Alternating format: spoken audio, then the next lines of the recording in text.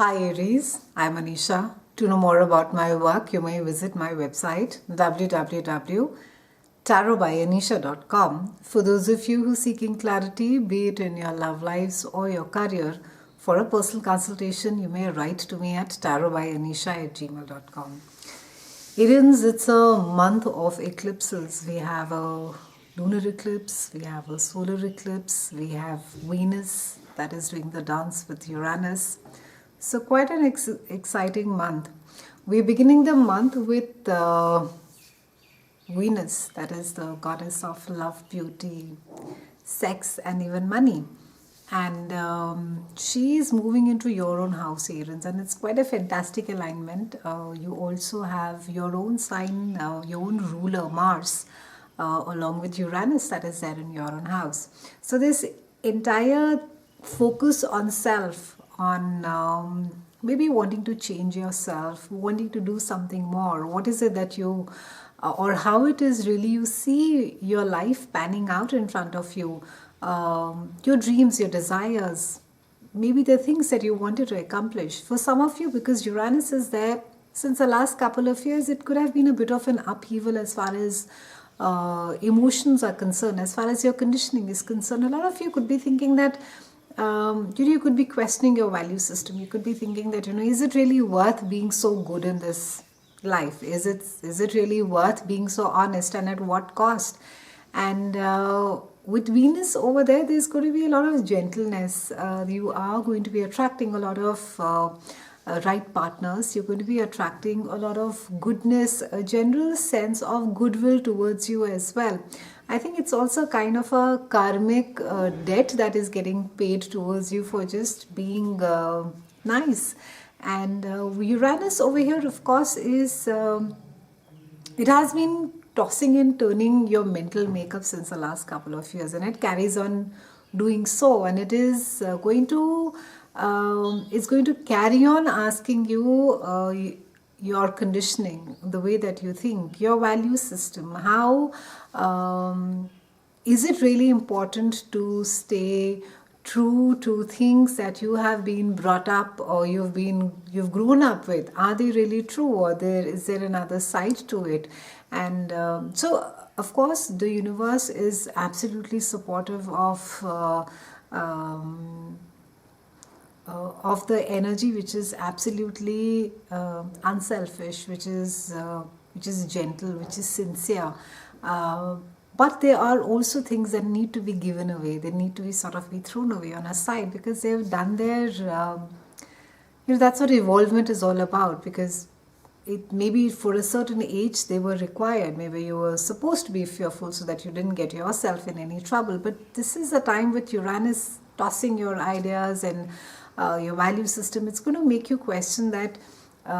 Is it really worth it? Should you be putting your happiness up at stake just because you feel that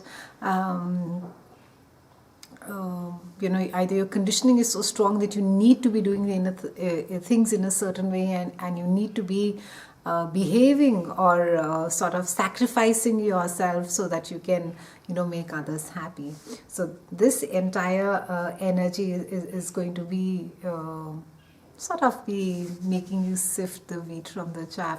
On the 8th, we have Mercury, and Mercury is coming in your house of groups of friends. So you're going to be quite happy working in projects along with people. There could be a lot of bouncing of ideas with friends. You could be seeking your friends out. You could be taking their help. You could be asking them, their opinion. Maybe some of you could be getting in touch with friends who are really creative, or who have had quite unusual ideas, and you could be quite drawn to them. It's really a time where you would be wanting to sort of be seeking people out, friends out, and be taking their advice and their perspective as to how it is they think about a specific situation. On the 11th, we have a powerful lunar eclipse, and it is there in your house of love, romance, children, and creativity. And the eclipse energy normally lasts for about approximately 6 odd months or so. And with this, it is really, it's showing an end to a creative venture. It's talking about a time where maybe you've just finished completing a project, or maybe even, I think for some of you, if you were involved in you're working on a play or you're working in a movie that gets. And for some of you, wherein there's been a relationship that has not been going well, and it's been there in the pipeline, you'll just have a sense right now, that it gets over and it gets finished, and you're both sort of quite not happy but quite okay with the outcome of going your separate ways, because it's nothing that comes all of a sudden. It's something that has been there, sort of, been there in the pipeline for you. But try, and also I think there's also an energy which is going to sort of make you feel very restless, and you could be feeling quite almost driven to sort of do something. And I think at times with the endings, the lunar eclipse, there's just this knee-jerk reaction to take a action, or maybe get into a rebound relationship, or try and do something.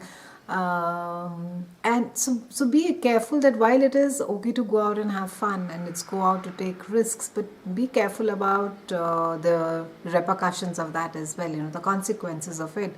So try not to be too impulsive as far as emotions are concerned. Take it a little easy. If things have been a little rough, just sort of spend some time by yourself, take a step back, just look at the situation, or even put it on a side for some time if there are really no solutions that are coming your way. On the 19th, we have Sun that is moving into your house of behind the scenes, and it's the house of secrets. And we also have a fantastic solar eclipse over here. And then we have on the 26th Mercury that comes and joins. So it's quite a party that is happening in your house of behind the scenes, and it's also the house of service. So it's a good time to be it's a house of service, so it's a great time to be volunteering your services, helping somebody out. But because it also deals with hidden things, it can be that something, some issue has been just sort of been lying at the back, and that just sort of comes out in the front, and it gets aired right now. The secret comes out, and be a little careful about how you handle these things, so that there is no scandal and you really don't end up hurting someone a lot. Also make sure that you're being very open, you're being transparent, and you're being honest, because normally when there are things which are little sort of sensitive and fragile as far as relationships or even secrets are concerned, it's best to stay transparent, and don't try and weave too many stories around it. And at times, I think also when we are going through this entire retreat phase, we are recharging our emotional batteries, we're sort of contemplating, we're going really inward, and we're thinking about it. It's a good idea to sort of be by yourself. It's a good idea to maybe go for a yoga retreat, or maybe go for one of these nice, lovely nature walks, and just spend some time with yourself. Just introspect, go within, see where it is that maybe you can make changes, or maybe something from the past that has been bothering you, maybe that needs to be put to rest, or maybe you need to heal. And there are maybe psychological issues, and maybe there's something, a pattern, or maybe something that you are an addiction, or something that you're not able to deal with. And this could just be a time everything could be just being throwing, a light could get shown over there. So take a pause, take a deep breath, look within, introspect, meditate, listen to some nice, lovely, calm music, and spend some time with yourself, Aries. Don't be in a mad rush to sort of sort things out and you need an answer. It's quite all right at times if you don't have the answer. I think at times time is the best answer for a lot of things. It's been a pleasure speaking with you, Aries. I'll see you again soon, and thank you so much for watching.